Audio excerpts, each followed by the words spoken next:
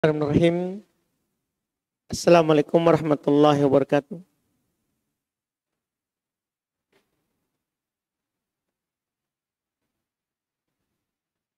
Innal hamdalillah nahmaduhu wa nasta'inuhu wa nastaghfiruh wa na'udzu billahi min syururi anfusina wa min sayyiati a'malina. May yahdihillahu fala mudhillalah wa may yudlil fala hadiyalah. Asyhadu an la ilaha illallah wahdahu la syarikalah wa asyhadu anna Muhammadan abduhu wa rasuluh sallallahu alaihi wa ala alihi wa sahbihi wa man tabi'ahum bi ihsan ila yaumiddin, amma ba'd. Alhamdulillah, kita lanjutkan kajian kitab Hilyatut Thalibil Ilmi, pedoman adab dan akhlak untuk para penuntut ilmu. Dan kita alhamdulillah di pertemuan bulan lalu sudah masuk di pasal kedua. Dan ini kalau penuntut ilmu ini paling penting, kalau pasal kedua ini. Karena diajarkan bagaimana cara belajar dan bagaimana cara mengambil ilmu, kitab apa yang kita pelajari. Iya, di dalam belajar ilmu. Karena ini yang banyak penuntut ilmu itu bingung kadang kalau baru, bingung mulai dari mana. Kalau mau belajar. Sehingga kitab ini bisa dilihat karena penulisnya memberikan gambaran kepada kita.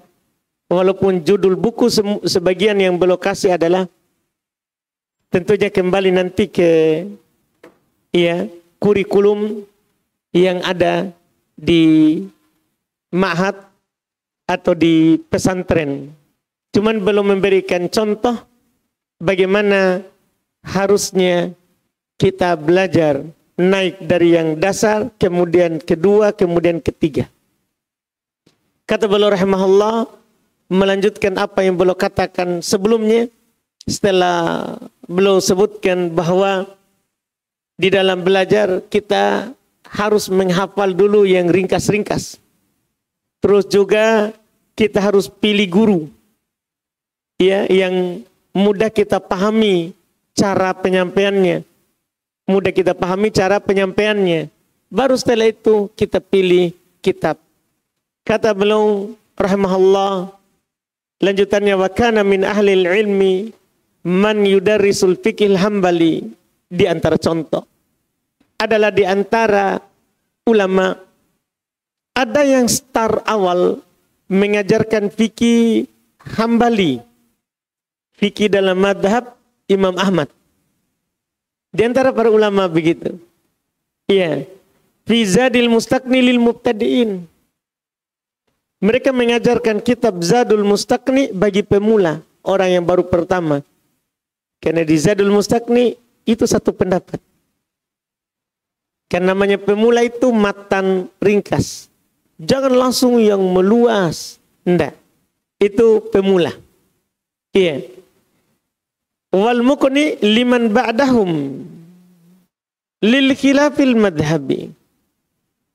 Setelah itu naik ke kitab Al-Muqni untuk tingkat berikutnya. Ini di dalamnya ada perselisihan, tapi masih dalam madhab itu sendiri. Karena kan gini, dalam sebuah madhab itu kadang tidak satu pendapat.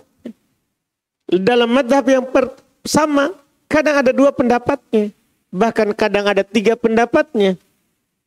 Jadi dalam madhab Hambali bisa Zadul Mustaqni, kemudian Al-Muqni, thumma Al-Mughni, kemudian setelah itu Al-Mughni. Ini yang paling luas dalam fikih Hambali. Ini kalau kita contohkan dalam fikih Hambali. Dalam fikih Hambali. Lil khilafil ali, ini untuk yang khilafnya sudah tinggi, sudah menyebutkan madhab lain dan sudah ada bantah membantahnya. Kalau ini butuh ilmu dalam. Kita butuh ilmu alat yang lain lagi.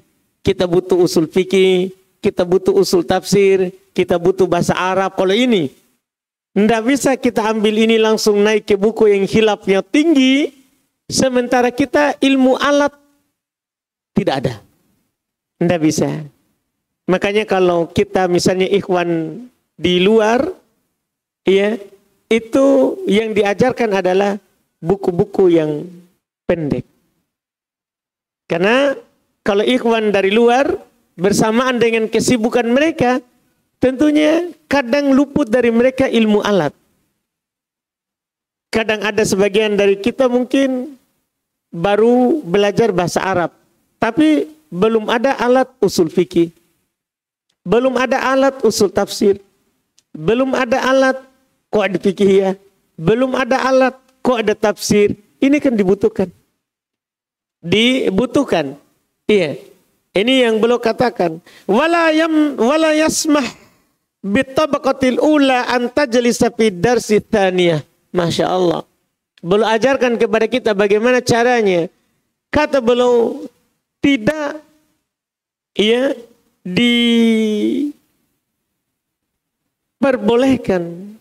diperbolehkan bagi orang yang masih di tingkat pertama untuk duduk masuk di buku kedua. Jangan. Iya. Kita baru belajar langsung bahas khilafiyah. Perbedaan pendapat antara madhab. Nah, ini yang ada nanti malah kita bingung. Makanya banyak orang kadang bertanya, Ustadz, saya sering orang, Ustadz, saya pernah dengar Ustadz ini, tapi Ustadz ini bilang begini. Ini kita sudah khilafiyah ini. Yang kita pelajari ini sudah perselisihan pendapat. Seharusnya kalau pemula, bukan perselisihan pendapat dulu. Dia adalah yang disepakati atau pendapat mayoritas. Itu kalau kita sebagai pemula. Iya. Itu yang kita lihat dari masyayikh, para guru, pengajar fikih.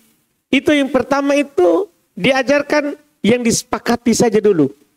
Atau pendapat mayoritas. Nanti naik ke buku lebih tinggi, baru diajarkan kepada kita pendapat-pendapat lain. Itu kalau sudah tingkat 2. Kalau kita masih di tingkat pertama, enggak. Pelajari dulu saja yang kuat berdasarkan dalil. Yang kuat berdasarkan dalil. Ini yang belum katakan. Daf'an litashwish. Kenapa kita harus bertahap? Tidak langsung naik ke derajat yang lebih tinggi dalam masalah membicarakan perbedaan pendapat. Ini kata beliau tujuannya adalah menghindari kebingungan. Karena terus terang kita kalau baru langsung naik ke perselisihan, yang ada nanti kita bingung mana yang benar ini. Itu nanti. Ini kalau kita salah cara belajar. Iya. Ini yang menyebabkan kadang kita bingung, bahkan bukan kadang. Banyak orang bingung karena memang langsung dia belajar perselisihan. Langsung belajar perselisihan. Ini yang beliau katakan di sini. Wa'alam, ketahuilah kata beliau setelah itu, anna dzikrul mukhtasarat wal mutawwalat allati yu'assis 'alaiha talab wat talaqi ladal masyayikh tahtalif ghaliban. Ini beliau berbicara kenyataan. Cuman beliau hanya mencontohkan. Ketahuilah bahwa kitab-kitab ringkasan dan kitab-kitab tebal yang dijadikan acuan kurikulum menurut yang menuntut dalam menuntut ilmu oleh para masyayikh umumnya berbeda-beda. Berbeda-beda. Tidak bisa kita samakan. Berbeda-beda tergantung guru itu, kata beliau. Iya. Min qutrin ila qutrin bikhtilafil madzahib. Berbeda satu daerah antara satu daerah dengan daerah yang lain. Sesuai kadang juga dengan perbedaan madzhab yang tersebar. Misalnya kita di Indonesia ini misalnya. Lebih banyak tersebar madzhab Syafi'iyah. Maka kadang masyayikh para pengajar kita lebih pilih mengajarkan buku apa? Syafi'iyah. Supaya juga orang tahu yang dia kerjakan itu madzhab Syafi'iyah betul atau tidak. Itu dia yang harus kita perhatikan. Jadi berbeda-beda. ya berbeda-beda tergantung daerah. Tergantung daerah, ya di situ kata beliau. Kemudian setelah itu beliau juga mengingatkan wa ma nasya alaihi ulama dzalikal qutri min itqani hadzal muktasar wa tamrinu fihi duna ghairihi. Dan beliau bilang, ya, dan berapa penguasaan serta kebiasaan pengajaran terhadap kitab-kitab ringkas oleh ulama di masing-masing daerah itu. Makanya kadang kita misalnya kalau kita di Saudi, beda kitab fikih dasar yang dipilih oleh di Yaman. Beda. Tergantung ya masyaihnya. Iya, kadang misalnya kalau kita belajar di Yaman karena lebih banyak belajar hadits, rata-rata mereka biasanya buku fikihnya hadits. Jadi Umdatul Ahkam, Bulughul Maram, buku-buku yang matanya hadits. Iya. Kalau di Saudi kadang misalnya kalau kita mendapatkan buku-buku yang disyarah di Saudi itu banyak, misalnya Syekh Ibnu Utsaimin, iya. Anggaplah sekarang Syekh Shalih Al Fauzan belum punya syarah Umdatul Fikih, matan fikih dasar punyanya Ibnu Qudamah. Iya. Syekh Ibnu Utsaimin di dalam syarah Mumti belum syarah buku matan fikih. Tergantung, inilah yang belum katakan tergantung daerah. Tergantung daerah dan juga tergantung guru kita. Kadang ya guru kita sudah belajar buku itu ke gurunya, itulah nanti yang dia akan buka kalau pulang. Kalau dia ke kampung kita. Karena kan mengajarkan apa yang sudah dipelajari dari guru itu lebih mudah. Daripada kita mengajarkan buku yang baru kita mau baca.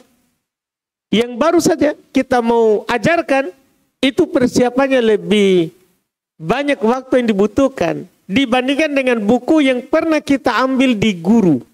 Yang kita sudah pelajari, itu lebih mudah. Itu lebih mudah dan lebih sederhana cara menyiapkan materinya.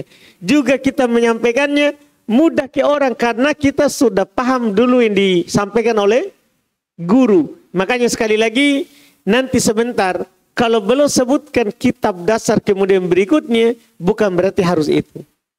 Kan berbeda-beda. Dilihat tempat, daerah, dilihat juga pilihan dari guru-guru yang ada.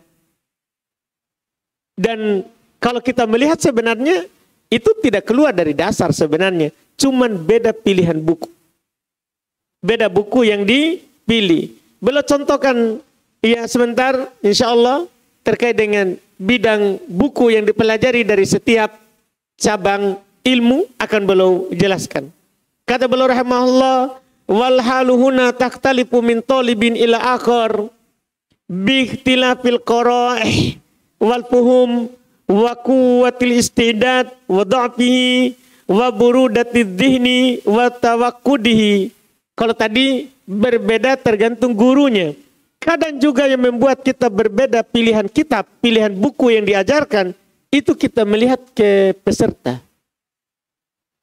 Jadi kadang bukan semata-mata dari pilihan guru. Kadang juga guru memilih buku itu dilihat dari yang ikut siapa. Ini juga berpengaruh itu? Berpengaruh. Iya. Ini yang ikut umur berapa? Pemahamannya bagaimana? Itu berpengaruh dalam pemilihan buku. Kata beliau lihat, ya, beliau katakan terkait dengan ini, ya terkait dengan masalah pemilihan kitab ini, beliau katakan kondisinya juga berbeda-beda antara satu pelajar dengan pelajar yang lain. Tergantung dari tingkat kecerdasannya, pemahamannya, kuat dan lemahnya, ingatannya, hafalannya, tajam dan tidak tajamnya. Kan ada pelajar, orang belajar, tipenya dia dengar, dia paham. Sekali langsung dia paham. Ada juga tipe pelajar, sekali tidak paham. Padahal dia perhatian sama dengan pelajar yang lain.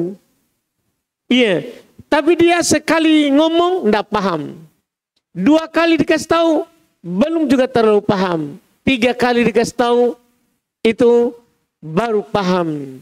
Iya, makanya kalau Syekh Ibnu Taimiyah rahimahullah, itu beliau lebih mengutamakan guru yang lebih sering mengulang dan memperbanyak contoh daripada hanya sekedar baca teori tanpa contoh. Karena dengan contoh itu akan jelas teori. Dengan contoh itu akan jelas teori. Ini yang menunjukkan perbedaannya. Jadi kadang berbeda buku yang dipilih karena berbeda perbedaan murid yang diajarkan. Murid yang diajarkan. Iya, karena tujuan dari pelajaran itu adalah bukan sekedar sudah berapa buku yang kamu selesaikan. Bukan. Sudah berapa pemahaman yang kamu bisa serap. Yang kamu bisa pahami dari pelajaran yang diberikan oleh guru.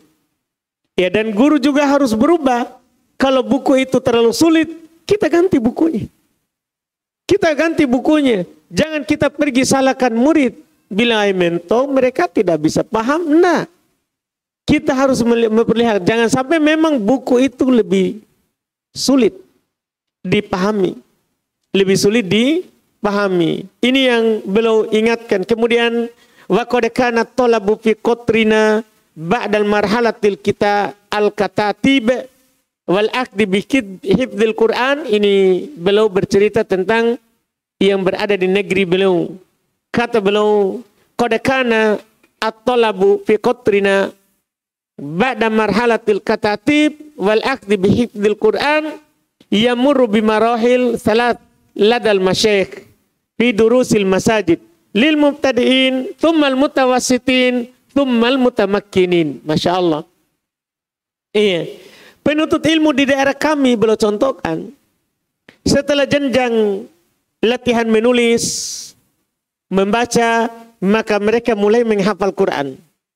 Selanjutnya melewati 3 jenjang pada kajiannya masyayikh di masjid. Tingkat pemula, tingkat menengah, dan tingkat pemantapan.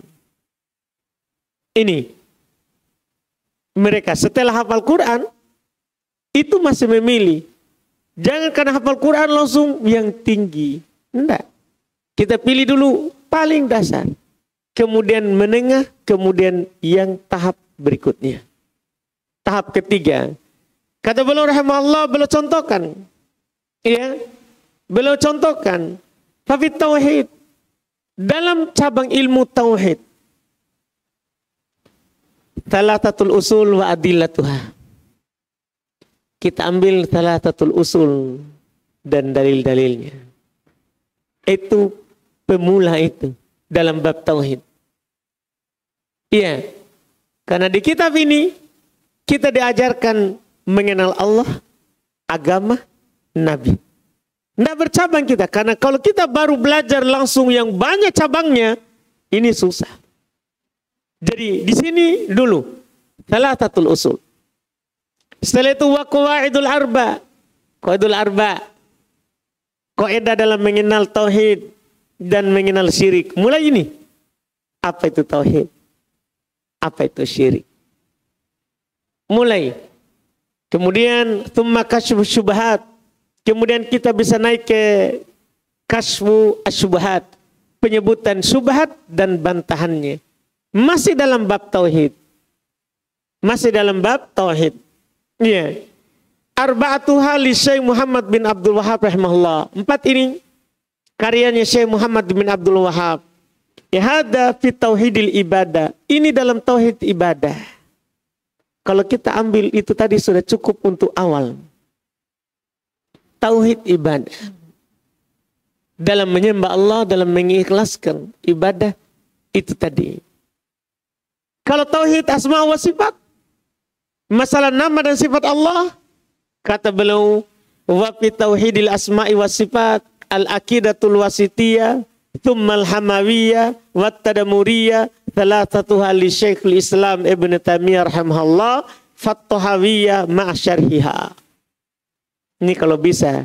Cuman kadang kalau kita ikhwan di luar paling wasitiyah. jarang ke selanjutnya. Karena selanjutnya itu sudah hebat. Iya, kata beliau dalam tauhid asma wa sifat, itu kita akidah wasitiyah. Ini buku penting sekali sebagai pemula. Kalau kita mau mendalami terkait dengan nama dan sifat Allah, akidah wasitiyah. Iya. Kemudian setelah itu kita bisa naik ke Hamawiyah. Setelah itu kita bisa naik ke Tadamuriyah. 3 ini adalah karangannya Syekhul Islam Ibn Taimiyah. Kemudian setelah itu Tahawiyah bersama syarahnya. Ini tentunya kita tidak dapatkan di taklim biasa. Kalau ini biasa di pesantren. Ya, kan ini sudah, kalau kita tidak konsen sedikit, ini Tadamuriyah, Hamawiyah, kita bisa naik, kita bisa pergi ke pendapat lain. Karena di sini sudah dimasuki namanya ilmu filsafat. Bantahan terhadapnya. Iya, subhatnya Mu'tazilah yang menolak nama dan sifat. Subhatnya Asy'ariyah yang menolak nama dan sifat. Bahkan sudah ada Qadariyah yang berkeyakinan melawan takdir. Ada ya yang Jabariyah. Ini sudah tinggi ini. Tapi kalau kita dasar wasitiyah. Itu mulai wasitiyah, kemudian Hamawiyah, kemudian Tadamuriyah, kemudian Tahawiyah.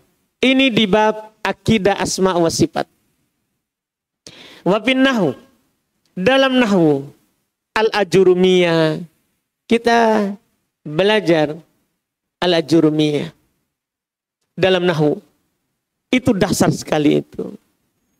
Dasar sekali dalam nahwu. Bagi pelajar, ya, kalau mau mempelajari dasar harus jurumiyah. Iya, buku dasar. Tsumma mulhatul i'rab. Kemudian mulhatul i'rab, dan ini mulhatul i'rab bisa diganti dengan mutammimah al-ajurumiyah. Supaya menyambung sedikit dengan matan jurumiyah, naik ke mutammimahnya, penyempurna matan jurumiyah. Setelah itu beliau bilang, ini lil Hariri, mulhatul i'rab karyanya al-Hariri, tsumma qatrun nada. Kemudian kita naik ke qatrun nada. Ini sudah nahwu lanjutan. Iya, tapi kalau santri bisa saja sampai ke sini ya. Kalau ikhwah luar jarang sampai ke sini. Karena biasa matan jurumiyah baru kalam sudah lari ya. Iya. Kalau sebelah sini bisa lah ini orang-orang sebelah sini ya. Kalau sebelah sini kayaknya iya. Agak sulit ya naik ke qatrun nada ya. Tapi ada ikhwan Pinrang kemarin itu. Yang ke Yaman siapa namanya? Pak Mustari. Dia sampai qatrun nada. Jarang orang tua yang bisa begitu. Dan saya bisa ya? Mungkin. Ya mungkin kita doakan saja. Tidak ada yang tidak mungkin. Iya. Jadi seperti kemarin Pak Mustari itu sampai qatrun nada. Tamat dia, tamat. Tamat. Makanya jangan dicoba baca kitabnya. Karena orang kalau sudah tahap ini pasti lancar. Biar kita bodoh sekali. Pasti bisa kalau sudah sampai ke sini. Kan ini sudah nahwu tingkat yang lebih. Sudah ada perselisihan dalam nahwu. Tapi untuk naik ke sini harus berani dulu matan jurumiyah. Jangan menghayal qatrun nada, kalau matan jurumiyah kita tidak tamat. Jangan makin berhayal.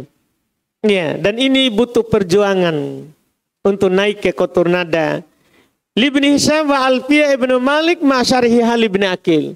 Kemudian setelah qatrun nada kita naik ke Alfiyah ibnu Malik bersama syarahnya Ibnu Aqil.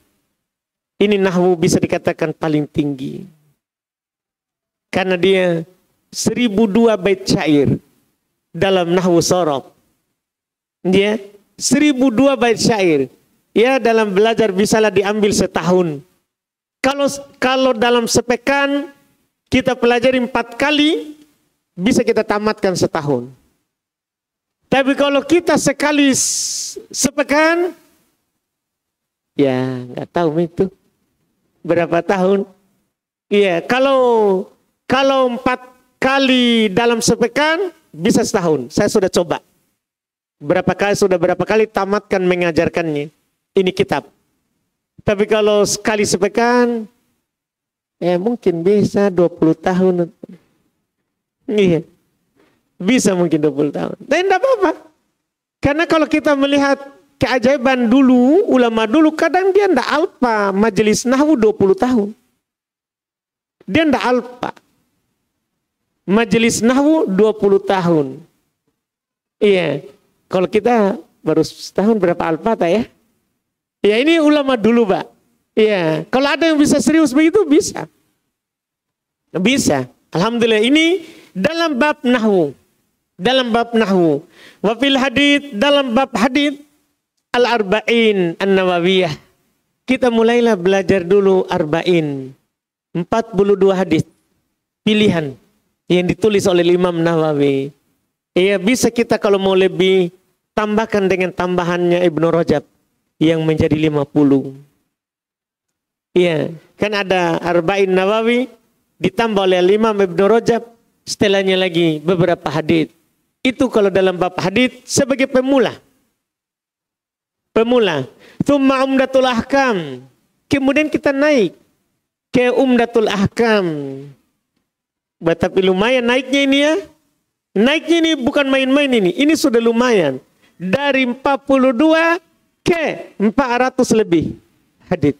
Lumayan. Tapi kita tidak perlu pikirkan sahihnya. Karena umdatul ahkam semuanya sahih Bukhari Muslim. Jadi untuk pemula bisa naik ke situ tahap berikutnya. Tahap berikutnya lagi, tsumma bulughul maram Ibnu Hajar. Kemudian kita naik ke bulughul maram untuk karyanya Imam Al-Hafidz Ibnu Hajar. Kalau ini sudah lebih banyak dan lebih luas. 1.600-an hadis. Kita bisalah naik ke situ. Ini tahap dalam belajar ilmu ya terkait dengan matan hadis. Ya. Thumma kemudian setelah itu wal muntaqa li Majdiddin lil Majd Ibn Taimiyah. Kemudian kita naik ke al muntaqa lebih luas lagi daripada Bulughul Maram karyanya Ibnu Taimiyah rahimahumullahu taala. Kemudian setelah itu kalau kita diberikan umur panjang faddukhul fi qiraatil ummatis sitti wa ghairiha, maka kita masuk dalam membaca ummat as-sitt, buku-buku hadis yang 6 sebagai ya rujukan dalam bab hadis. Ummat as-sitt, Bukhari Muslim, Sunan 4. Ya, kita masuk di Bukhari, Sahih Muslim, kemudian Sunan Abu Daud, At-Tirmidzi, An-Nasai, Ibnu Majah. Ini namanya 6.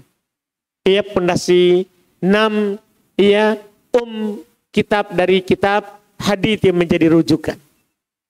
Menjadi rujukan. Ini dalam bab hadis. Wa fil mustalah. Di dalam mustalah hadis kita bisa mulai dengan Nukhbatul Fikar. Karyanya Ibnu Hajar rahimahullah. Tsumma Alfiyatul Iraq rahimahullah. Setelah itu Alfiyatul Iraq. Ingat, ini tidak harus begitu urutannya. Karena kan berbeda guru, berbeda. Kadang-kadang kita misalnya dari Nukhbatul Fikar langsung ke Alfiyatul Iraq, tidak bisa, susah. Kalau kita, maka berbeda tergantung tempat, tergantung guru, itu berbeda-beda buku yang dipilih. Ini sebagai contoh saja yang belum sebutkan. Iya, wafil fikih, dalam fikih, adabul masyi ila shalah, boleh kita baca dulu yang paling ringkas, adab ya berjalan menuju salat. Ya, karyanya Syekh Muhammad bin Abdul Wahab. Ini fikih ringkas. Tsumma Zadul Mustaqni, kemudian Zadul Mustaqni lil Hajjawi rahimahullah. Au Umdatul Fiqih, atau bolehlah kita ganti dengan Umdatul Fiqih. Ini punyanya siapa? Ibnu Qudamah rahimahullah. Atau setelah itu tsumma Al-Muqni, kemudian setelah itu Al-Muqni lil khilafil madhabi, untuk perselisihan yang ada dalam madhab. Wal Mughni lil khilafil ali, dan Al-Mughni untuk khilaf yang tinggi. Salah satu hal Ibnu Qudamah rahimahullah, dan 3 buku ini adalah Ibnu Qudamah rahimahullah yang menulisnya. Beliau tulis fikih dalam madhab Hambali 3 tingkatan. 1 pendapat, 2 pendapat, kemudian naik ke 3 pendapat terlebih. Ini tahap dalam belajar fikih. Wa fi usulil fikih, dalam usul fikih boleh kita pilih al-waraqat. kitab Al-Waraqat lil Juwaini rahimahullah, karyanya Imam Al-Juwaini. Tsumma Raudatun Nadhir, kemudian Raudatun Nadhir li Ibnu Qudamah rahimahullah, karyanya Imam Ibnu Qudamah rahimahullah. Wa fil Faraid, di dalam Faraid bisa kita buka kitab Ar-Rohabiyah, thumma ma'asyar syuruhiha, Ar-Rohabiyah kemudian bersama syarahnya, wa Al-Fawaidul Jaliyah, dan juga bisa kita baca Al-Fawaid Al-Jaliyah di dalam ilmu Faraid, ya, dalam ilmu Faraid. Kemudian setelah itu kata beliau wa fit tafsir, dalam tafsir ini yang beliau katakan waktu itu tafsir Ibnu Katsir, walaupun ini tinggi sekali ini. Sekarang alhamdulillah sudah ada 2 sebelumnya. Bisa kita baca dulu. Ada sekarang tafsir Muyassar. Tafsir Muyassar, tafsir ringkas untuk 30 juz. Kemudian setelah itu kita bisa naik ke tafsir As-Sa'di. Lebih luas lagi daripada tafsir Muyassar. Kemudian setelah itu tafsir Ibnu Katsir. Jangan langsung Ibnu Katsir. Ini untuk sekarang karena sudah ada 2 buku sebelumnya yang lebih sederhana lagi daripada tafsir Ibnu Katsir. Jadi dalam tafsir kita ambil tafsir Ibnu Katsir rahimahullah dan 2 sebelumnya. Fi usulit tafsir, dalam usul tafsir Al-Muqaddimah oleh Syekhul Islam Ibnu Taimiyah. Ada Muqaddimah usul tafsir punya Syekhul Islam Ibnu Taimiyah. Tapi sekarang sudah ada buku yang ditulis juga untuk sebelum Muqaddimah. Tulisannya Syekh Ibnu Taimin, Usul fit Tafsir. Lebih mudah lagi. Karena kadang kalau kita langsung baca ini punyanya Ibnu Taimiyah, agak sulit bagi pemula. Maka bolehlah kita mulai dulu dengan yang lebih mudah. Ada Usul fit Tafsir, karya Syekh Ibnu Taimin rahimahullah. Wa fi Sirah Nabawiyah, dalam Sirah Nabawiyah, dalam masalah sirah, mukhtasaruha, kita tentunya cari mukhtasarus sirah, ringkasan dari sejarah Nabi kita Muhammad SAW. Ada mukhtasarnya Syekh Muhammad bin Abdul Wahhab rahimahullah, wa asluha, dan asalnya beliau ringkas dari Ibnu Hisham, dari sirah yang ditulis oleh Ibnu Hisham. Wa fi Zadul Ma'ad li Ibnu Qayyim rahimahullah, dan di dalam Zadul Ma'ad, sirah yang ada dalam Zadul Ma'ad karyanya Al-Imam Ibnu Qayyim rahimahullahu ta'ala. Wa fi Lisanil Arab, dan dalam Lisanul Arab terkait dengan kamus makna bahasa Arab juga kita butuh naik. Tapi kalau kita di Indonesia ini kan sudah banyak kamus, yang paling luas adalah kamus Munawir. Tapi kalau di Arab ada kamusnya juga.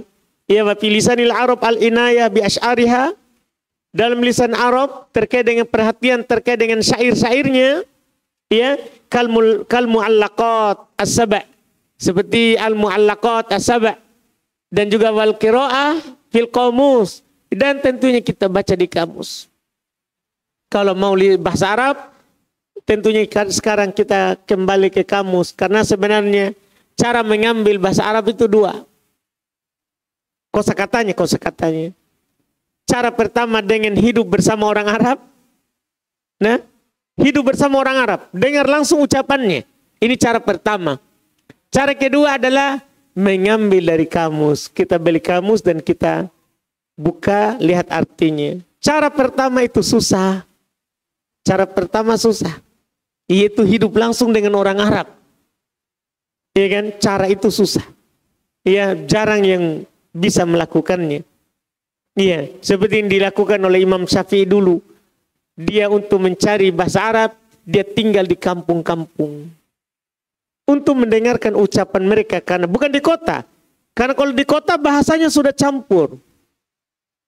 Kalau tidak mau yang campur, kita harus ke kampungnya Arab. Kalau kita pergi umroh dengar bahasanya, itu bahasa kota itu. Bahkan sudah bahasa Indo mencampur dengan bahasa Arab. Bahkan ada yang bahasa Bugis. Ini kan masalah, ini bahasa kota sudah campur. Jadi kalau mau belajar bahasa Arab, ambilnya di kampungnya.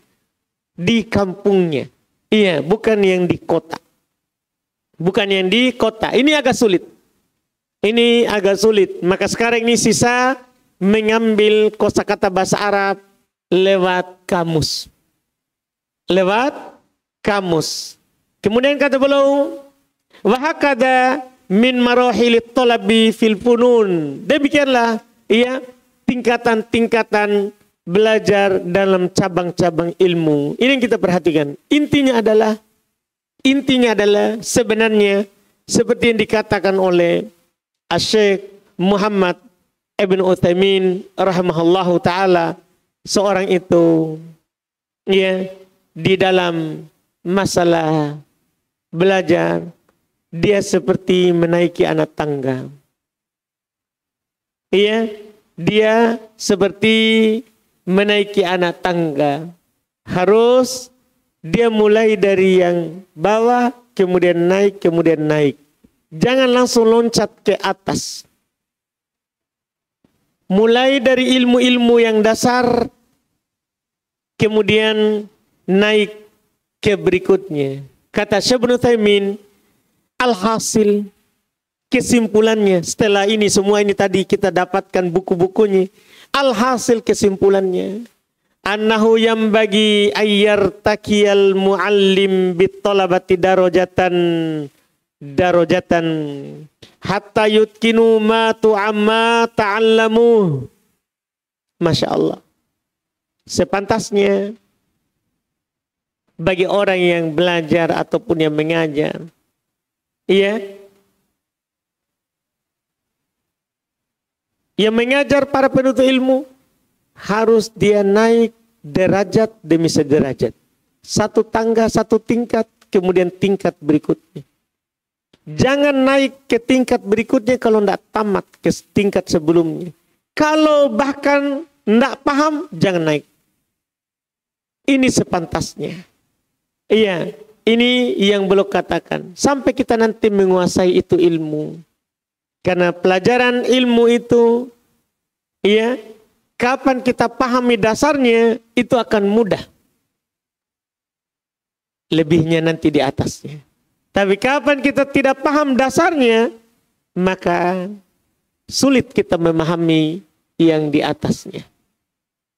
Sulit kita memahami di atasnya. Jadi harus kita ya berani mengambil ya dasar ilmu dulu, kemudian setelah itu naik ke tahap berikutnya, kemudian ke tahap selanjutnya. Jangan langsung ya naik ke tahap berikutnya tanpa mempelajari tahap dasarnya.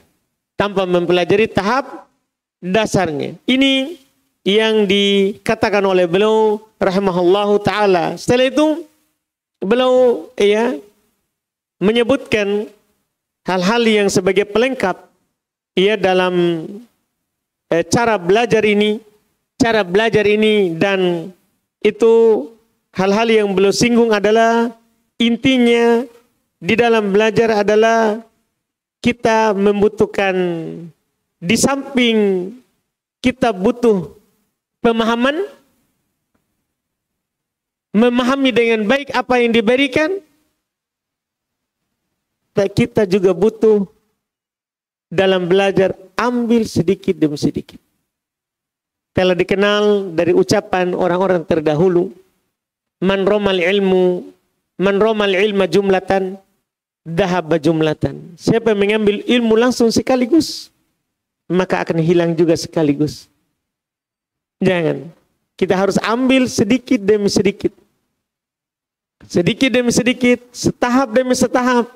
Mulai dari, sekali lagi kami ulangi, mulailah dari yang kecil. Mulailah dari dasar-dasar ilmu. Kemudian kita naik ke tingkat berikutnya. Jangan tergesa-gesa. Karena ilmu ini kalau kita kasih umur tak semuanya, kita mungkin hanya bisa setengah dapat. Hanya bisa setengah dapat. Tidak bisa kita kumpulkan semuanya. Tapi dengan semangat yang tinggi, bisa. Semangat yang tinggi, tidak ada yang tidak mungkin. Di antara yang paling ajaib yang saya pernah dengar, semangatnya Al-Imam Al-Qurtubi rahimahullah. Dengan ini kita tutup pembahasan ya Hilyat Thalibul Ilm. Jadi ini Al-Imam Al-Qurtubi rahimahullah luar biasa. dia punya kitab tarikh 11 jilid. Terus dia punya kitab tafsir Al-Quran dari juz 1 sampai juz 30. Yang sekarang itu buku tidak ada yang ditulis semisal dengannya. Itu juga belum bilang saya meringkas. Saya meringkas. Kita tahu kenapa. Dua buku ini yang paling terkenal ya. Dari buku Imam Qurtubi rahimahullah. Belum pernah bilang sama murid-muridnya. Sebelum umur 80-an. Dari umurnya. Kita mau menulis buku dalam sirah, dalam sejarah. Sejarah mulai dari mana? Tanya oleh muridnya, sejarah mulai dari mana? Mulai dari Adam sampai masa kita ini. Jadi sampai umurnya Ibnu Al-Qurtubi, Imam. Bah, kerjaan berat. Murid-muridnya bilang kerjaan berat. Baik, supaya kami semangat, berapa lembar? Berapa halaman? Ini buku, rencananya. Karena kalau ditentukan halaman kan kita semangat. Iya. Berapa halaman yang kita mau tulis? Beliau bilang 40.000. 40.000. Bukan 40 halaman, no? 40.000 halaman. Murid-muridnya berkata, wah Imam, ini kita akan habis umur belum selesai. Nah ini 40.000. 40.000 halaman, 40.000, bukan 40 halaman, bukan 400 halaman, bukan. Kita 400 halaman, saya kalau 400 halaman sudah hebat sekali mah itu. 400, iya, ini bukan. Ini adalah 40.000 halaman. Iya, ini tarikh sejarah. 40.000 halaman. Murid-muridnya bilang, habis umur tak ini belum selesai. 40.000. Kita mau tulis berapa halaman sehari? Iya kan? Anggaplah umur tak ini. Kalau umur tak mulai tulis misalnya, anggaplah mulai dari umur 20 tahun. Mulai umur 20 tahun. Sampai umur tak 80 tahun. Sampai 80 tahun. Mulai dari 20 tahun sampai 80. Berapa tahun itu? 60. Tadi 40.000. Tolong bantu saya bagi di HP-nya. 40.000 halaman. Dibagi 60 tahun. Berapa kira-kira harus kita tulis dalam sehari? Gimana? Siapa yang punya HP? Supaya kita kerjasama dulu ini. Supaya kita tahu ini berapa umur yang bisa kita pakai ini. Bukan Pak. Iya, kan gini Pak. 40.000 halaman. Kita harus tulis berapa hari, berapa halaman dalam sehari. Ketika kita tulis pakai umur 40 tahun.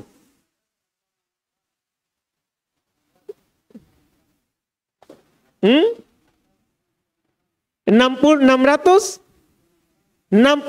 halaman per hari. Bisa Ki. Makanya murid-muridnya langsung bilang, Imam, ini kita habis umur belum selesai. Karena target kita adalah 40.000. Apa beliau bilang ke muridnya? Dahabat al-himam. Sudah hilang semangat. Hilang semangat. Akhirnya belum mulai tulis. Mulai belum tulis saat itu. Kita tahu berapa dia sehari. Dia tulis dalam sehari adalah untuk mendapatkan itu. Iya, dia tulis 4.000 halaman. Sehari.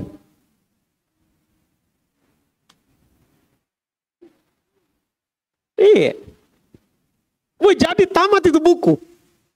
Sekarang dicetak 11 jilid.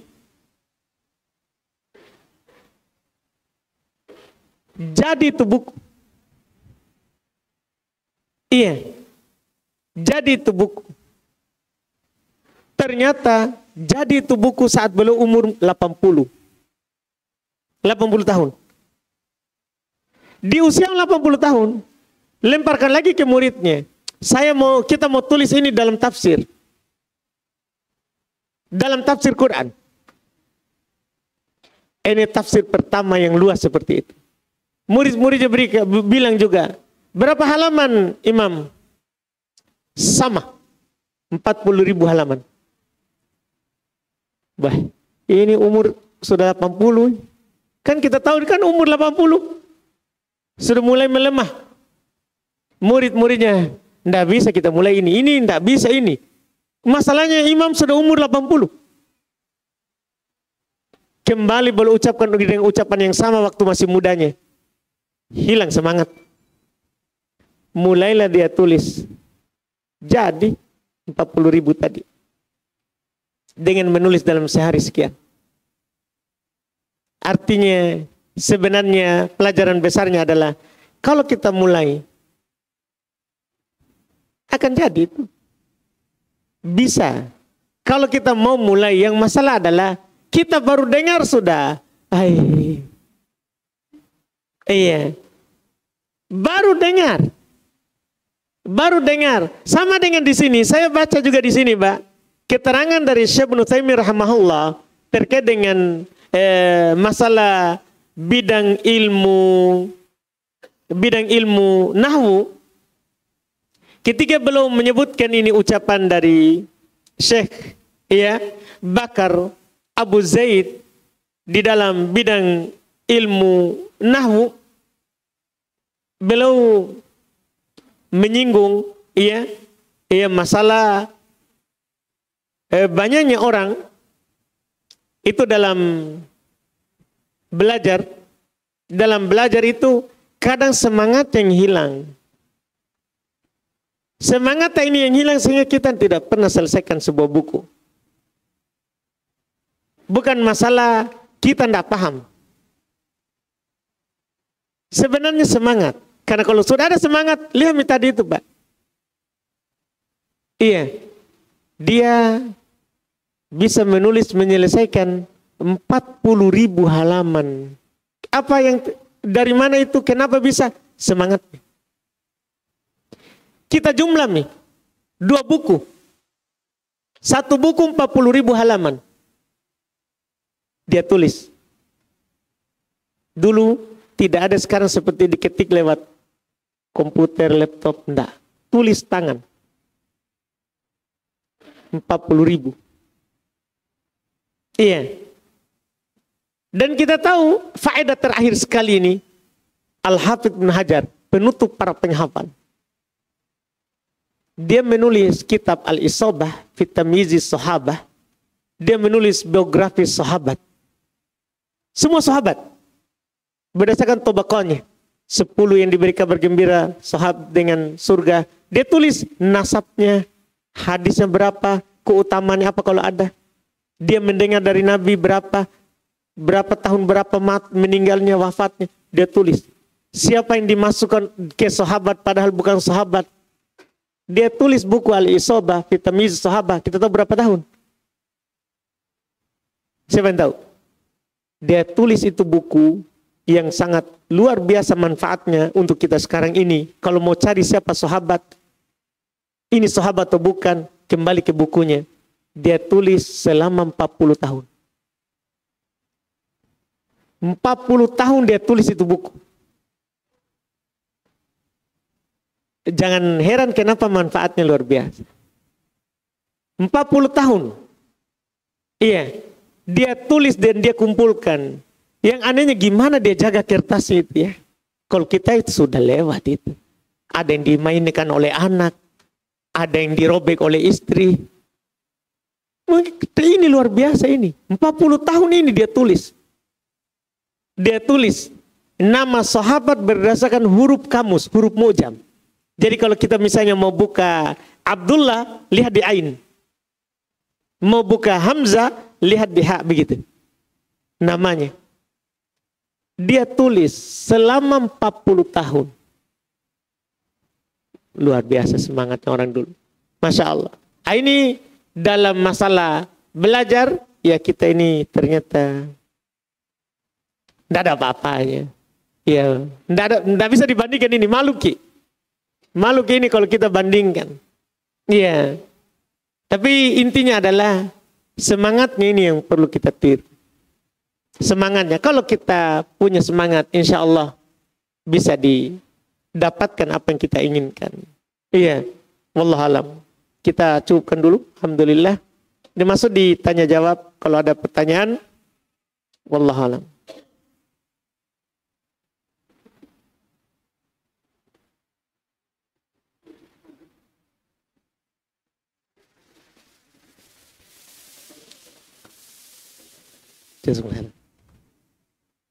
Ini ada pertanyaan kertas. Dan kami mohon maaf hari ini hanya kita bahas judul-judul buku ya. Karena hanya contoh dalam pelajaran. Kata belum, ini ada pertanyaan di penanya. Seberapa pentingkah bahasa Arab bagi kita? Mohon nasihatnya Ustadz agar semangat belajar bahasa Arab. Masya Allah. Di kalangan para sahabat memasukkan bahasa Arab itu agama. Di antara mereka ada yang berkata ta'allamul arabiyah. Iya. Fa innaha minad din. Pelajari bahasa Arab itu bagian dari agama. Kenapa bisa? Karena disebutkan Syekhul Islam Ibnu Taimiyah rahimahullah, karena Quran diturunkan dalam bahasa Arab. Nabi kita yang kita jadikan pedoman hidup itu berbahasa Arab. Gimana caranya kita memahami Quran, memahami ucapan Nabi kita, kalau kita tidak tahu bahasa Arab? Oleh karena itu, dijelaskan oleh para ulama belajar bahasa Arab itu adalah fardu kifayah. Bukan sunnah, tapi fard. Wajib. Walaupun kewajibannya adalah fardu kifayah. Fardu kifayah. Jika sudah ada yang mempelajarinya, gugur dosa dari yang lain. Cuman hukumnya bukan sunnah. Dia fardu kifayah. Dan fardu ain bagi orang yang mau memahami Al-Quran dan hadits. Fardu ain. Tidak bisa orang pahami Quran dan hadits dan berbicara tentang Quran dan hadits tanpa tahu bahasa Arab. Ini mempelajari bahasa Arab. Dia sangat penting. Sangat penting. Dilihat dari hukumnya, maka disitulah pentingnya. Fardu kifayah, bukan sunnah. Dan bisa fardu ain bagi orang yang ingin memahami Al-Quran dan sunnah serta menyampaikannya. Serta menyampaikannya.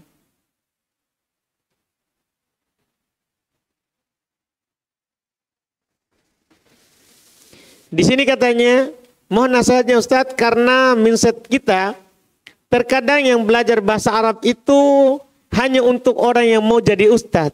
Tidak. Wah, ini niat yang salah ini.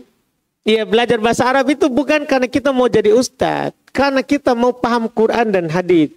Apakah harus Ustadz? Atau hanya Ustadz yang wajib memahami Quran dan hadits? Tidak. Semua kita wajib mentadaburi Quran. Semua kita harus memahami hadits. Ini bukan tugasnya Ustadz saja, tugasnya kita semua. Tugasnya kita semua. Walaupun dengan adanya Ustadz yang belajar bahasa Arab, kita bersyukur. Kita tidak berdosa ketika kita tidak pelajari. Kita sebenarnya berterima kasih semua sama Ustadz. Karena sebab dia belajar bahasa Arab, gugur dosa. Tapi bukan berarti gugur anjuran untuk kita belajar bahasa Arab. Tidak. Ya, ini adalah hal yang tidak boleh kita bilang, tidak boleh kita yakini bahwa bahasa Arab itu hanya untuk jadi ustadz. Tidak. Iya, bukan hanya itu. Ini untuk memahami Quran dan hadits. Kemudian pertanyaan berikutnya, bagaimana hukum suami istri yang setiap bertengkar ya, si suami mengucapkan saya ceraikan kamu. Wah, Dan ini sudah 3 kali. Sudah 3 kali balikan. Sudah, dan ini sudah 3 kali balikan. 3 kali, sudah 3 kali. Bahkan lebih. Apa ini? Mengucapkan ucapan di atas. Namun suami istri ini masih serumah. Bagaimana hukum terhadap kapan terhadap apa ini? Seorang suami di atas. Baik. Iya. Ini dulu memang dulu begitu juga. Dulu orang mudah mengucapkan talak. Dulu sebelum turun aturan itu. Iya. Kadang langsung bilang, saya talak kamu. Nanti tinggal rujuk lagi. Talak lagi, rujuk lagi. Akhirnya turun ayat firman Allah Subhanahu wa taala, at-talaqu marratan. Talak itu 2 kali yang boleh rujuk. Ini supaya orang tidak bermudahan. Supaya orang tidak mudah sekali mengucapkan talak. Syariat membatasinya. Kan dulu begitu. Dulu dia berkelahi sedikit, ribut sedikit, talak. Setelah itu rujuk lagi, bersama lagi. Dulu. Itu yang disebutkan oleh Ibnu Katsir rahimahullah ta'ala. Setelah itu Allah turunkan ayat. At-talaqu marratan. Talak itu kita punya kesempatan rujuk 2 kali. Talak 1 dan talak 2. Setelah itu, kalau memang kita sedikit-sedikit talak, fa imsakun bima'ruf atau tasrihun bi ihsan. Kita pilih, tahan dengan baik, jangan lanjut talak 3. Atau lepas dengan baik. Itu kata Allah. Semenjak turun ayat itu, seorang tidak bermudahan lagi untuk mengucapkan talak. Seorang tidak bermudahan lagi mengucapkan talak. Bagaimanapun marah kita, jangan mudah mengucapkan talak. Makanya kata Nabi setelah itu, la yafruqu mu'min mu'minah in kariha minha khuluqan radiya biha akhar. Janganlah seorang suami itu membenci istrinya. Kalau ada akhlak yang dia tidak suka, maka ada yang dia suka dari yang lainnya, akhlaknya. Ada akhlaknya dari istrinya itu, misalnya suka ngomel, anggaplah. Dan saya, iya. Atau suka marah-marah. Atau suka lempar panci misalnya. Iya. Anggaplah contoh. Tapi ada saja akhlak yang kita suka. Makanya jangan dibenci. Nah, ini untuk menutup pintu yang namanya talak. Iya, bermudahan dengan talak. Jangan, kami nasihatkan untuk seorang pasangan ini kepada suaminya untuk tidak bermudahan mengucapkan talak. Dan apa yang terjadi sebelumnya, kalau kita sudah rujuk ini, itu kita mungkin kalau tidak tahu dimaafkan. Seperti sahabat dulu belum tahu dimaafkan. Dimaafkan, tapi setelah ini jangan bermudahan. Jangan bermudahan mengucapkan kata yang namanya talak. Jangan bermudahan mengucapkan kata yang namanya talak. Iya, sini ada lanjutannya. Itu tadi bagaimana hukumnya terhadap suami di atas. Tidak boleh ini, jangan. Terus ada catatan yang kedua, dan kadang suami masih minta jatah. Kurang ajar ini. Iya, kita talak minta jatah lagi. Iya, ini tidak boleh ini. Tidak boleh begitu. Talak minta lagi jatah. Ini tidak malu. Iya. Tidak boleh orang begitu. Makanya pikir baik-baik. Pikir baik-baik. Jangan sampai talak sore malam minta jatah. Pikirkan baik-baik. Iya. Kalau saya istrinya ini, iya, boleh diberi pelajaran suaminya. Boleh diberi pelajaran. Kan boleh pisah ranjang. Bilang saja, ambil jatahmu di luar situ. Iya. Kasih saja bantal guling untuk tidur di luar. Kan sebagaimana kalau istri dikhawatirkan durhaka, suami boleh kasih pelajaran dengan pisah ranjang. Boleh. Sebaliknya juga istri begitu. Kalau suami tidak berubah, dalam sifat dan tabiatnya serta akhlaknya, boleh dikasih pelajaran. Boleh dikasih pelajaran. Dengan tahap yang sama dengan suami. Nasihati dengan baik. Kedua, pisah ranjang. Iya. Ketiga, kalau memang itu membahayakan. Ya tentunya itu tadi. Iya. Apakah kita bertahan dan bersabar? Atau kita lepas? Atau kita lepas? Nah, ini yang harus dipikirkan baik-baik. Wallahualam. Sini ada pertanyaan berikutnya. Ustadz, kami sudah berumur hampir 50 tahun. Banyak pelajaran yang kami ingin raih untuk pelajaran. Tapi waktu dan kesempatan kadang menjadi halangan karena terkait dengan pekerjaan. Kalau untuk ini yang penting adalah ihris ala ma yanfa'uk wasta'in billah. Kata Nabi. Bersemangat saja di atas apa yang bermanfaat bagimu dan mintalah pertolongan kepada Allah. Lihat tadi, sengaja saya sebutkan tadi kisah Al-Imam Qurtubi. Umurnya, kita masih 50 tahun ya. Al-Imam Qurtubi tadi, berapa umurnya belum mulai kitab tafsir? 80 tahun dan bisa selesai. Kalau kita sudah punya semangat, kemudian setelah itu kita minta pertolongan kepada Allah, tidak ada yang tidak bisa. Karena tidak ada yang tidak mungkin bagi Allah lakukan. Tidak ada yang tidak bisa, ya Allah Subhanahu wa Ta'ala berikan. Karena Allah akan memberikan ilmu kepada siapa yang dikehendakinya di umur berapapun. Di umur berapapun. Iya, semangat saja. Jangan boleh kita putus asa. Semangat saja. Dan setelah itu kita minta pertolongan kepada Allah Subhanahu wa Ta'ala. Lanjutannya, metode bagaimanakah yang kami sebaiknya tempuh dalam menuntut ilmu, sementara kami sekarang ini ya sedang bergaul dengan orang-orang awam yang banyak intinya adalah lanjutannya ini ya.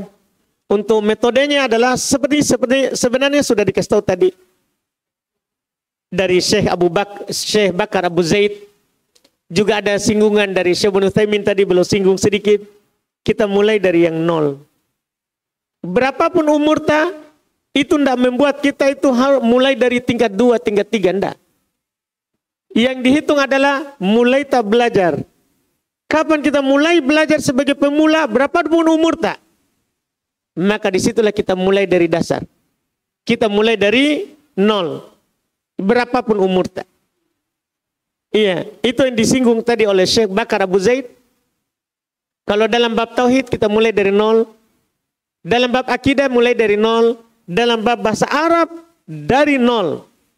Di sisi lain di sini juga kami ingin lanjut belajar bahasa Arab ke jenjang yang lebih atas. Itu tadi.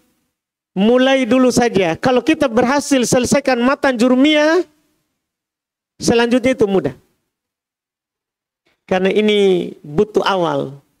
Seperti yang dikatakan oleh Syekh Ibnu Utsaimin ketika belum mensyarah matan jurmiyah, buku dasar, kepada orang-orang nol, di awal, di pendahuluan, beliau katakan ilmu nahwu itu susah, tapi di awal.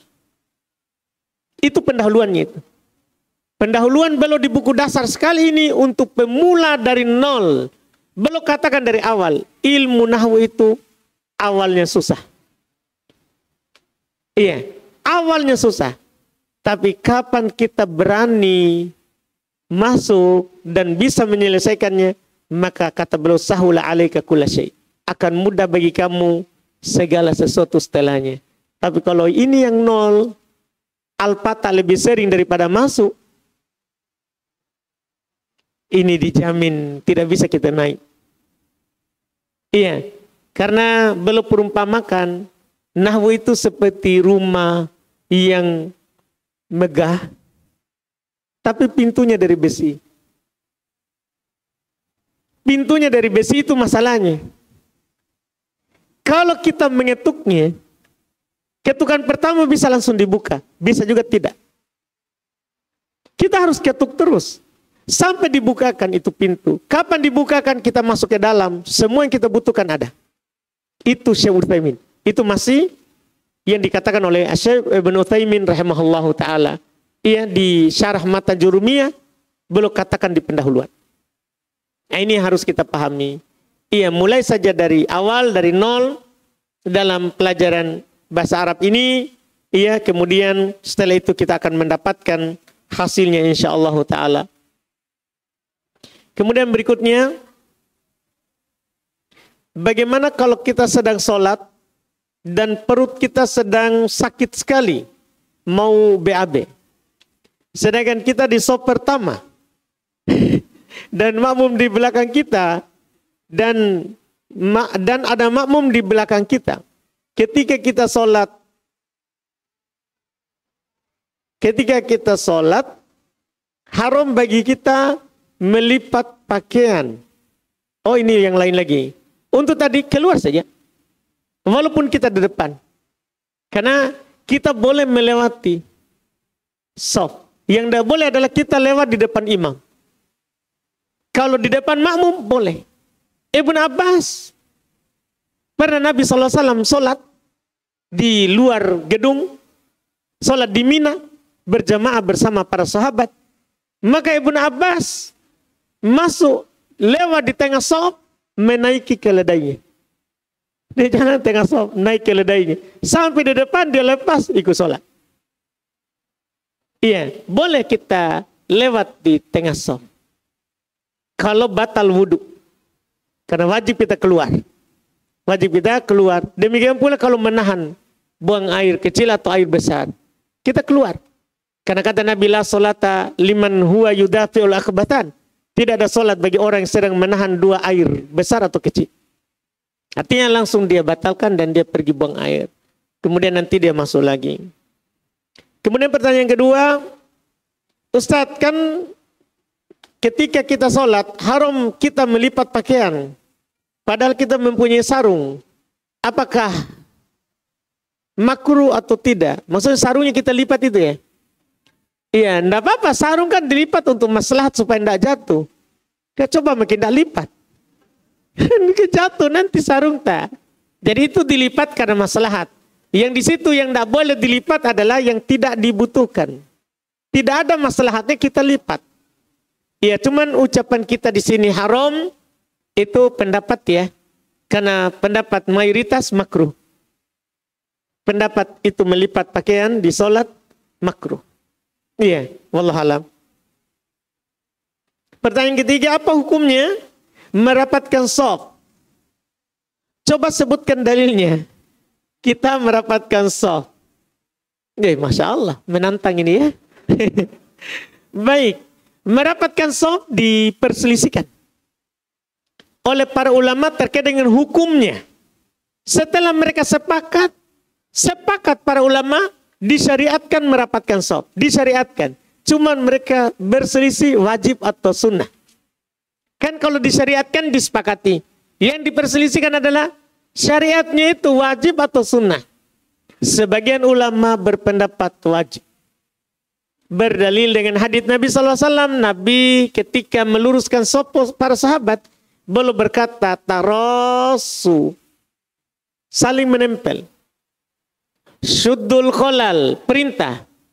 Tutup celah. Tutup celah. Kemudian juga Nabi SAW pernah mengatakan, sawu sufufakum. Luruskan shaf kalian. Perintah semuanya. Semuanya dengan lafaz apa? Perintah. Dan itulah dalil yang berpegang akan wajibnya. Dan mayoritas ulama berpendapat sunnah. Merapatkan shaf. Apa dalilnya? Nabi SAW pernah katakan ketika belum menganjurkan rapatkan shaf, beliau bilang begini. Fa inna taswiyatas sufufi min tamamis shalah. Karena sungguh meluruskan shaf itu termasuk kesempurnaan sholat. Hal yang wajib bukan penyempurna sholat. Itu harus dilakukan. Tapi karena Nabi katakan itu penyempurna sholat, maka mereka bilang adalah hal yang sunnah. Karena penyempurna sholat itu hal-hal yang sunnah. Itu sisi. Itu sisi pendalilan. Dan untuk hati-hati kita rapatkan shaf. Supaya keluar dari silang pendapat. Karena kan sepakat disyariatkannya. Sepakat disyariatkannya. Wallahualam.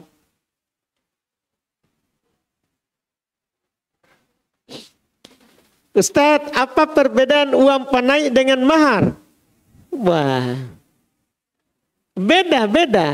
Iya toh, beda nggak ini dan Sese? Beda sekali ya. Iya, beda. Sese ini bisa jelaskan. Jadi secara hukum syar'i, mahar syarat pernikahan. Kalau kita menikah harus ada mahar. Harus ada mahar. Pokoknya harus ada. Kata Nabi, iltamis walau khotaman min hadidin.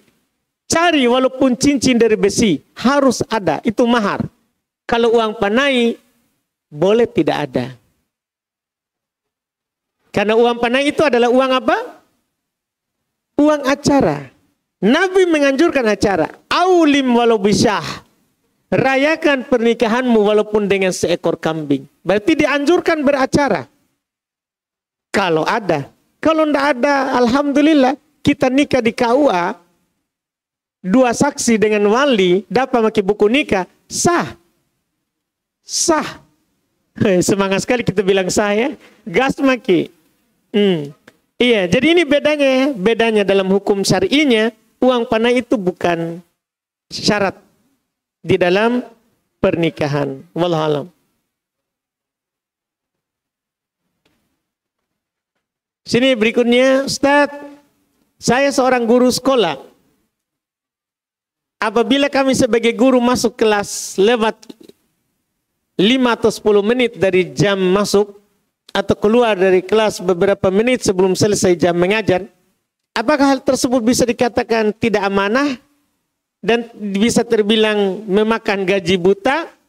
Dikarenakan di sekolah kami digaji sekian ribu per jamnya. Kalau gajinya per jam ya tentunya harus per jam.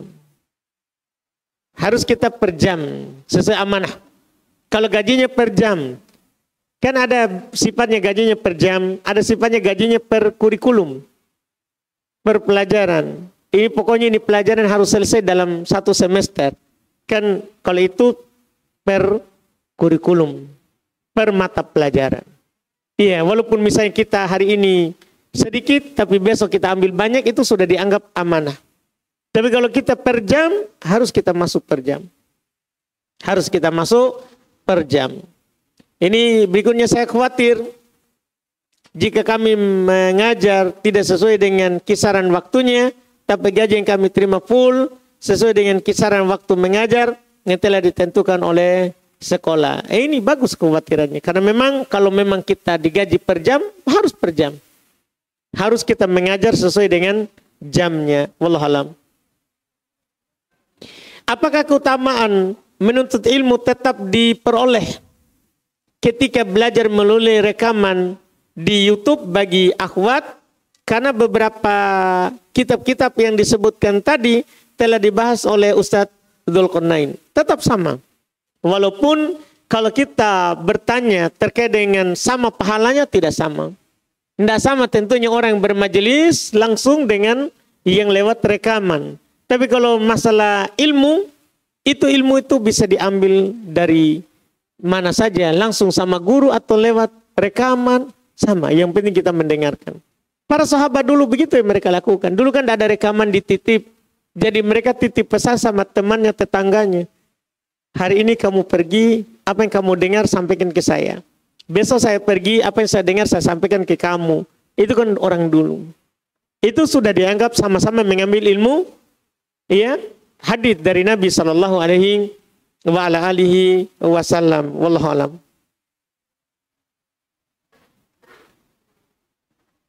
Sini ada, Masya Allah.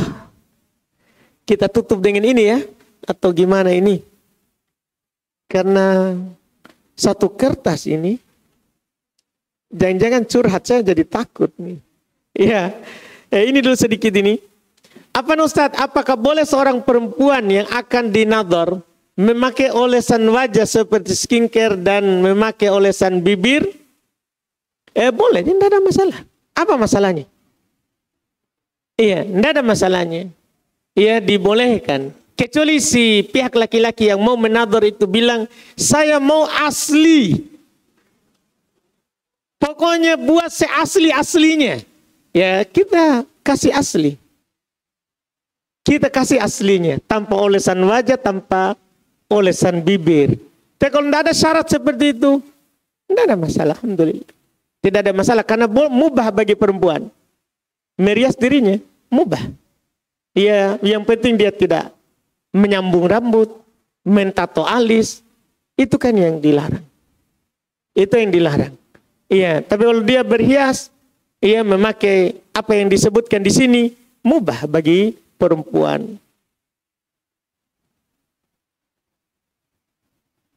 Sini coba ini kita lihat ini, mohon maaf ada pertanyaan panjang sekali ini, kita baca saja dulu. Tolong nasihatnya Ustadz, para wanita, untuk para wanita atau ibu-ibu. Ini di belakang ini ya, bukan depan. Yang biasa ngegosip. Mungkin yang mereka gosipkan itu orang lain. Ataupun orang terdekatnya, baik atau buruknya. Dan juga Ustadz, tolong nasihatnya untuk orang yang keras kepala. Wah, susah ditanya terhadap kesalahannya. Ketika dinasihati dia hanya berkata sebagai berikut. Jangan sibuk urusannya orang. Itu pertama. Kedua, begitu memang ibu-ibu gosip. Dalam kurung, seolah-olah dia menghalalkannya. Ketiga, saya memang begini orangnya. Keempat, perbaiki dirimu dulu, baru nasihati orang lain. Wah, aslinya ini ya. Dan terakhir Ustaz, wah masih terakhir. Tapi ini untuk apa ini? Tolong nasihatnya bagi orang yang sudah jelas-jelas nasihat diberikan di depannya, tapi dia berkata, saya tidak merasa. Narasam itu kah dia bilang? Saya tidak merasa. Atau dia bilang, tidak begitu jika saya. Seolah-olah dia menghindari kesalahannya. Padahal sudah jelas dalil Quran dan hadis dibacakan untuknya. Dia sadar dalam hatinya bahwa itu salah. Tapi mungkin egonya yang membuat dia merasa aman. Dan tidak merasa bersalah atau tidak mengakui kesalahannya. Dan karena gengsinya dalam mengakui kesalahan. Wah, Masya Allah ya. Tidak berkelahi rezeki ini di belakang. Iya. Pertama sekali, itu seorang itu, kalau ada yang menasehatinya, dia harus berterima kasih kepadanya. Baik kita, nasihat itu adalah bertentangan dengan yang kita lakukan atau mendukung yang kita lakukan. Kita harus berterima kasih. Karena kenapa? Prinsip dasar adalah ad-din an-nasihat. Agama itu nasihat. Harus ada saling menasihati antara kita. Iya. Terus man nasahak faqad ahabbak. Siapa yang menasihatimu berarti dia suka kepada kamu. Karena la yu'minu ahadukum hatta apa itu? Yuhibba li akhihi ma yuhibbu li nafsi. Tidaklah beriman salah seorang dari kalian sampai dia suka untuk saudaranya apa yang dia suka untuk dirinya. Artinya ketika kita tidak suka digosipi, maka pasti kita tidak suka juga orang lain berbuat itu. Makanya ada namanya nasihat.